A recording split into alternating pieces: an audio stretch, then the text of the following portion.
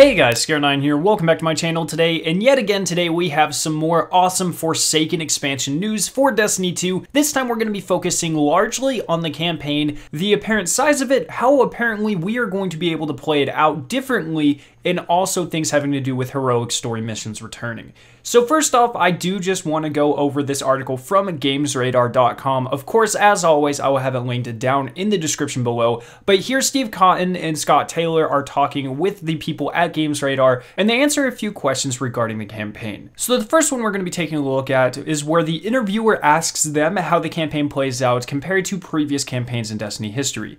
Cotton responds, it actually plays out a bit differently. You go on a hunt and you get to choose the way that you're doing it, who you're going after, and in what order. Then immediately after, Scott Taylor adds, quote, on top of just Uldren, we saw him pull the trigger, but there's these characters called the Barons that help him. When the game comes out, you're going to see how they were involved in this unfortunate act. You're going to hate them just as much, if not more than Uldren, and you've got to hunt them all down to get to Uldren. At a certain point in the story, you're going to have a list that you are trying to check off, and then Cotton proceeds by saying you're going to work towards the same end goal. You need to find Uldren. But the way you can do it, there is choice. So that's very interesting. Coming out of E3 and some people talking with developers, we've heard talk of somewhere around 10 campaign missions, which is perfect because you have the first mission where Cade dies, the last mission where you obviously kill Uldren, and that leaves 8. And because there's 8 Barons, it seems like every single mission is going to be one of these hunts, which is very interesting. And just to reiterate, it is very important to keep in mind that these figures of the 10 story missions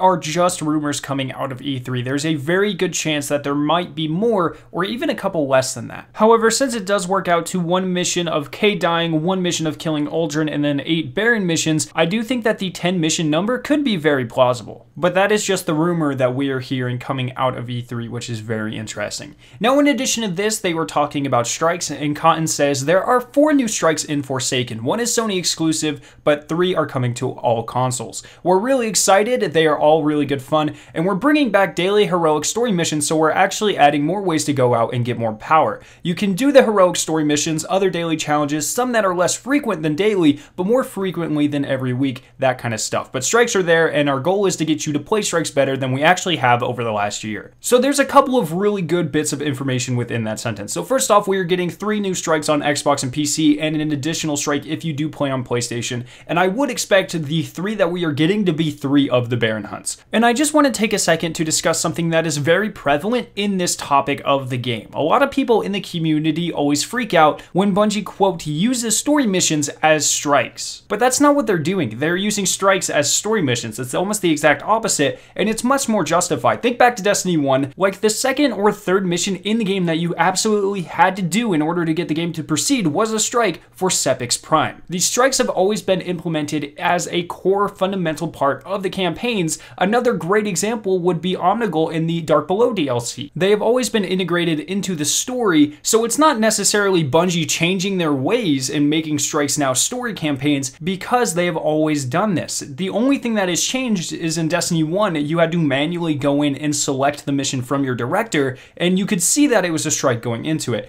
However, in Destiny 2, since you do have more of a linear campaign format, it doesn't tell you that it's a strike going into it, so many people are perceiving it as story missions being reused as strikes, when in reality, it's just the same thing that has always happened throughout the last 3.5 years of Destiny. But with that out of the way, I do want to say I'm extremely excited for these strikes. I hope they're a lot of fun. I really hope that they are, replayable, that we don't get another Exodus down. And one thing I'm really interested in is that they said each of the Baron fights have their own mechanics. Like, one is a sniper on sniper war. There's some that are up close and personal, like melee only and that type of thing. So I'm really excited to see how these strikes will play out. Now, in addition to the strikes, of course, as you guys heard, they did talk about the heroic story missions, which I am personally extremely excited for. I'm not really a fan of running the campaign over and over again, but because they are putting so much resources into making these heroic story missions, I would hope that there's some type of loot hidden behind them, maybe a specific catalyst, maybe some armor sets, something like that. But I'm definitely very excited to go in and do those and get whatever the loot is. And it's always nice to see more replayability to the campaign, because as you guys know, I'm not a fan of them spending so much time on the campaign, only for most players to only play it like 3 times. So it'll be very interesting to see how that plays out. So yeah, that is all of the brand new information surrounding the Forsaken we have up to this point, and now comes my favorite part, the discussion. Let me know what you guys think about all of these things down in the comment section below. I hope you guys did enjoy this video. If you did, make sure to leave a like rating and share it with your friends. If you are interested in watching either of the two videos on screen, you can click their respective annotations to be taken to them. If you're brand new to my channel, make sure to hit the giant version of my logo on screen to be subscribed to more awesome Destiny 2 videos and live streams. Thank you guys so much for watching today, and I will see you in my next video.